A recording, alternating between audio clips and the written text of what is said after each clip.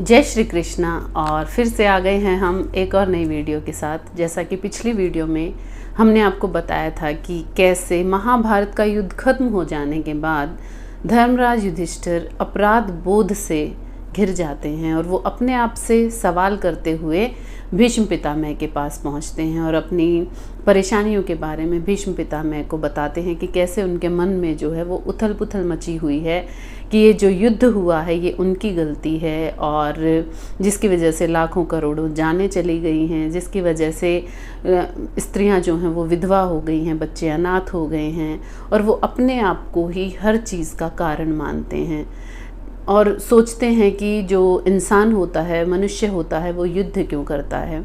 उस वक्त एक उदाहरण से भीष्म पितामह उन्हें समझाते हैं कि जैसे तूफान आता है और तूफान पेड़ के पत्ते, फूल, फल सब झंझोर कर चला जाता है, लेकिन जो स्थिरता होती है, जो जड़ों से मजबूत होता है, वो पेड़ इतना सब कुछ खो देने के बाद भी शांत खड़ा रहता है।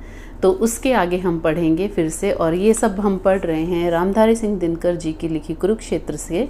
और ये है उसका द्वितीय सर्ग कि जब युधिष्ठिर भीष्म पितामह के पास अपनी परेशानियां लेकर जाते हैं, अपनी चिंताएं लेकर जाते हैं, अपने अपराध बोध का वर्णन करते हैं, तो उस वक्त भीष्म पितामह उन्हें कैसे समझाते हैं। भीष्म पितामह कहते हैं कि यों ही नरों में भी विकारों की शिखाएं आग सी, एक से मिल एक जलती हैं प्रचंडा वेग से, तप्त होता शुद्र अंतर्व्योम पहले व्यक्ति का, और तब उठता धधक समुदाय का आकाश भी, शोभ से दाहक घृणा से गरल ईर्ष्या द्वेष से। ये हम पिछली वीडियो में भी पढ़ चुके हैं, ये उसके अंत में हमने पढ़ा था। इसका मतलब ये है कि कोई इंसान जब युद्ध करता है तो वो एक दिन का कारण नहीं होता है। युद्ध बहुत सालों से, बहुत दिनों से आपके अंदर वो कुंठा जमा होती रहती है, वो गुस्सा, वो शोभ, वो ईर्ष्या, वो जमा होती रहती है और एक दिन वो फिर युद्ध के रूप में बाहर निकलती है। तो कुरुक्षेत्र भी किसी एक चीज़ का परिणाम नहीं था, और फिर जब एक इंसान लड़ता है तो उससे जुड़े हुए बाकी के लोग भी उसके साथ आकर अपनी अपनी चीज़ों के लिए लड़ने लगते हैं। तो भट्ठियाँ इस भांति जब तैयार होती हैं, तभी युद्ध का ज्वालामुखी है फूटता, राजनैतिक उलझनों के ब्याज से या कि देश प्रेम का अवलंब से। कोई देश प्रेम के लिए लड़ रहा होता है, कोई आपका मित्र है इसलिए आपकी ओर से लड़ रहा होता है, कोई आपका दुश्मन है इसलिए वो विपक्ष की तरफ से लड़ रहा होता है। तो युद्ध जो है कभी भी दो लोगों के बीच में नहीं होता है। हाँ, शुरू होता है दो लोगों के कारण, लेकिन युद्ध में जुड़ने वाले लोग सिर्फ दो नहीं होते हैं। किंतु सबके मूल में रहता हलाहल है वही, किंतु सबके मूल में रहता हलाहल है वही, फैलता है जो घृणा से स्वार्थ में विद्वेष से। युद्ध को पहचानते सब लोग हैं, युद्ध को पहचानते सब लोग हैं, जानते हैं युद्ध का परिणाम अंतिम ध्वंस है, सत्य ही तो कोटि का वध पांच के सुख के लिए। सही तो कह रहे हो तुम कि युद्ध शुरू हुआ था 5 लोगों के मुकुट के लिए, कि हम तुमको पांच भाइयों को राज्य चाहिए था, या फिर अंत में तो तुमने ये भी कह दिया था कि 5 गांव चाहिए। लेकिन सोचो कि 5 लोगों के स्वार्थ के कारण कितने लोगों की जानें चली गई। फिर समझाते हैं कि किंतु मत समझो कि इस कुरुक्षेत्र में 5 के सुख ही सदैव प्रधान थे। माना कि तुमने शुरू किया, लेकिन इस युद्ध में तुम 5 के लिए नहीं लड़ रहा था हर कोई। युद्ध में मारे हुओं के सामने 5 के सुख दुख नहीं, उद्देश्य केवल मात्र थे। कि जो तुम्हारा उद्देश्य था, सब लड़ने वालों का वो उद्देश्य नहीं था। और भी थे भाव उनके हृदय में, और भी थे भाव उनके हृदय में, स्वार्थ के नरता की जलते शौर्य के, खींच कर जिसने उन्हें आगे किया, हेतु उस आवेश का था और भी। कि सब तुम्हारे लिए नहीं लड़ रहे थे, कोई अपनी भड़ास निकाल रहा था, कोई अपनी पुरानी दुश्मनी निकाल रहा था, कोई तुम्हारे साथ दोस्ती निभा रहा था, कोई दुर्योधन के साथ दोस्ती निभा रहा था। कि सबके अपने अपने कारण थे कुरुक्षेत्र में लड़ने के। तो युद्ध का उन्माद संक्रमशील है, युद्ध का उन्माद संक्रमशील है, एक चिंगारी कहीं जागी अगर, तुरंत बह उठते पवन 49 हैं, दौड़ती हंसती उबलती आग चारों ओर से।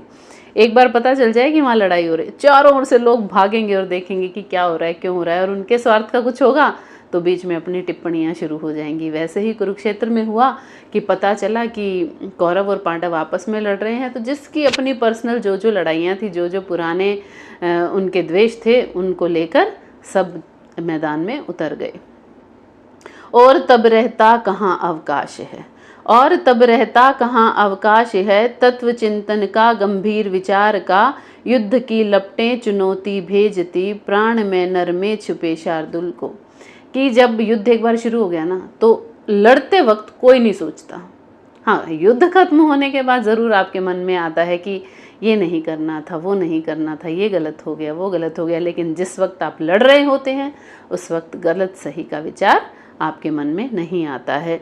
युद्ध की ललकार सुन प्रतिशोध से, युद्ध की ललकार सुन प्रतिशोध से, दीप्त हो अभिमान उठता बोल है, चाहता नस तोड़ कर बहना लहू, आ स्वयं तलवार जाती हाथ में। कि जब युद्ध की ललकार सुनता है ना इंसान, तो अपने आप हाथों में तलवार आ जाती है और आपकी जो नसें हैं, खून जो है वो नसों को फाड़ कर बाहर निकलने इतना ज़्यादा गुस्सा होता है कि रुग्ण होना चाहता कोई नहीं, रोग लेकिन आ गया जब पास हो, तिक्त औषधि के सिवा उपचार क्या, शमित होगा वह नहीं मिष्ठान से। कि रोगी कोई नहीं होना चाहता, बीमार कोई नहीं होना चाहता, लेकिन जब रोग ही पास आ जाए तो एकमात्र इलाज क्या है? दवाई। मीठे से तो ठीक होने से रहा।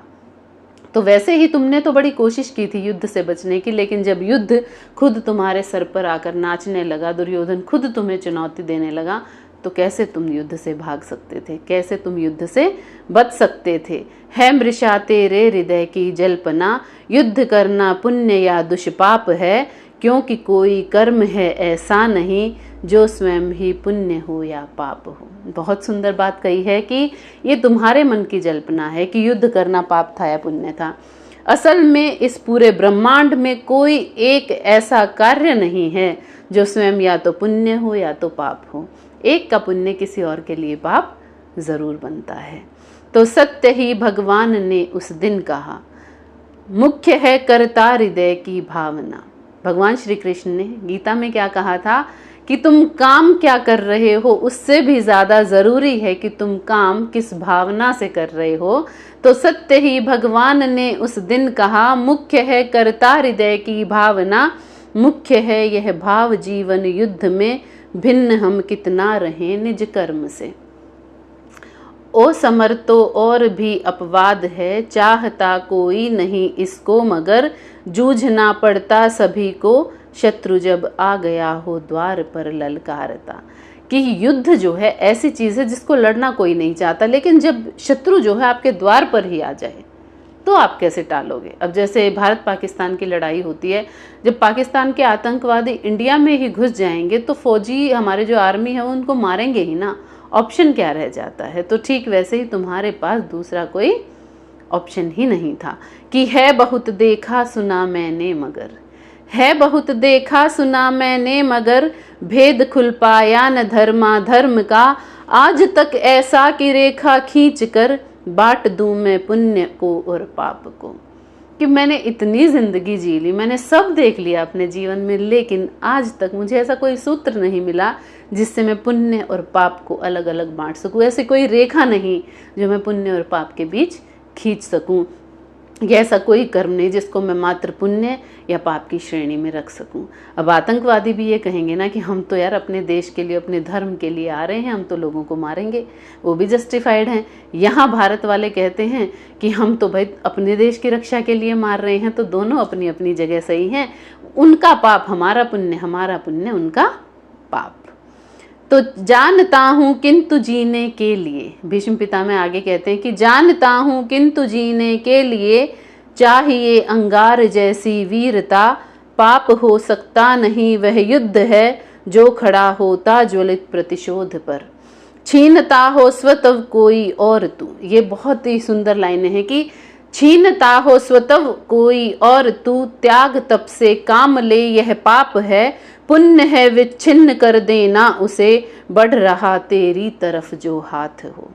कि वो युद्ध बिल्कुल भी पाप की श्रेणी में नहीं आता जब कोई आपका सब कुछ छीनने को तैयार हो और आप उसका विरोध करें। वो तो आपने अपने आप को बचाया है। आपकी भावना जो है उस युद्ध में वो खुद को बचाने की है, तो वो पाप कैसे हो सकता है? जब सब कुछ आपका कोई छीनने आपके दर पर आ जाए तो आप उसको अगर आप विरोध नहीं करते हैं तो फिर आप पाप करते हैं। तो बद्ध विदलित और साधनहीन को है उचित अवलंब अपनी आह का, गिड़गिड़ाकर किंतु मांगे भीख क्यों, वह पुरुष जिसकी भुजा में शक्ति हो। कि तुमने बहुत कोशिश की दुर्योधन को समझाने की कि भाई आधा आधा राज्य कर लो, नहीं माना। तुमने कहा 5 गांव दे दो, नहीं माना। लेकिन अगर तुम यहाँ भी हार जाते, वो उसने कहा तुम चले जाते जंगल में, तो क्या होता? तुम्हारी भुजाओं में बल है, तुम कायर कहलाते। कि भुजाओं में बल होने के बाद भी जो अपने लिए नहीं लड़ सकता वो क्या मनुष्य है? युद्ध को तुम निंद कहते हो मगर जब तलक हैं उठ रही चिंगारियां, भिन्न स्वार्थों के कुलिश संघर्ष की, युद्ध तब तक विश्व में अनिवार्य है।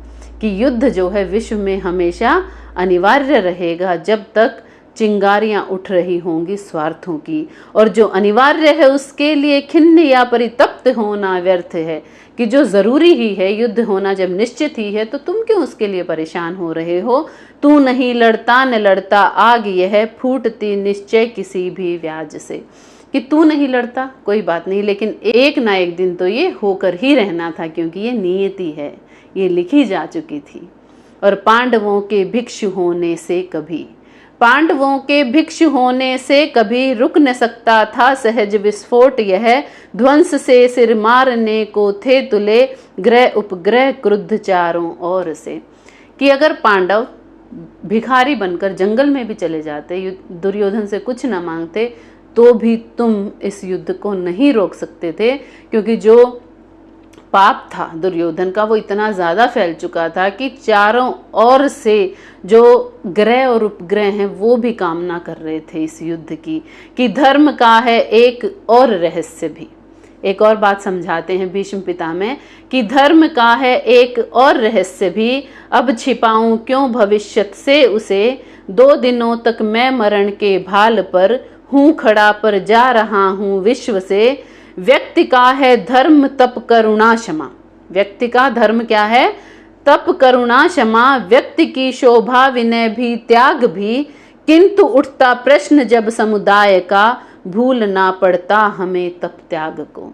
कि जब प्रश्न उठता है नैतिकता का, समुदाय का, सवाल उठते हैं पूरी प्रजाति को बचाने के लिए, क्योंकि दुर्योधन से तो प्रजा भी बहुत परेशान थी और आसपास के राज्य भी बहुत परेशान थे। वैसे तो मनुष्य की जो सबसे मूल भावनाएं हैं वो तप त्याग करुणा क्षमा ही होनी चाहिए, लेकिन जब बात आ जाए समुदाय की तो शस्त्र उठाना अनिवार्य हो जाता है। और जो अखिल कल्याण में है व्यक्ति तेरे प्राण में, कौरवों के नाश पर है रो रहा केवल वही, किंतु उसके पास ही समुदायगत जो भाव हैं, पूछ उनसे क्या महाभारत नहीं अनिवार्य था। भीष्म पितामह कहते हैं कि जो तुम्हारा एक सिंपल इंसान का, जो मनुष्य का जो कोमल सा मन है, वो कह रहा है कि तप त्याग से काम लेना चाहिए था, लेकिन तुम उस योद्धा से पूछो जो जन कल्याण की कामना रखता है कि क्या महाभारत अनिवार्य नहीं था, क्या तुमने ये युद्ध लड़के कोई गलती की है। तो अब भीष्म पितामह जो है युधिष्ठिर को कह रहे हैं कि तुम खुद से सवाल करो। तो इसके आगे का हम पढ़ेंगे फिर से कल नई एक वीडियो में, और आप मेरे साथ बने रहिएगा यूं ही कुरुक्षेत्र में, और सुनते रहिएगा कि आगे फिर क्या संवाद होता है युधिष्ठिर और भीष्म पितामह का। तब तक के लिए आपसे विदा लेते हैं। Thank you so much and keep watching.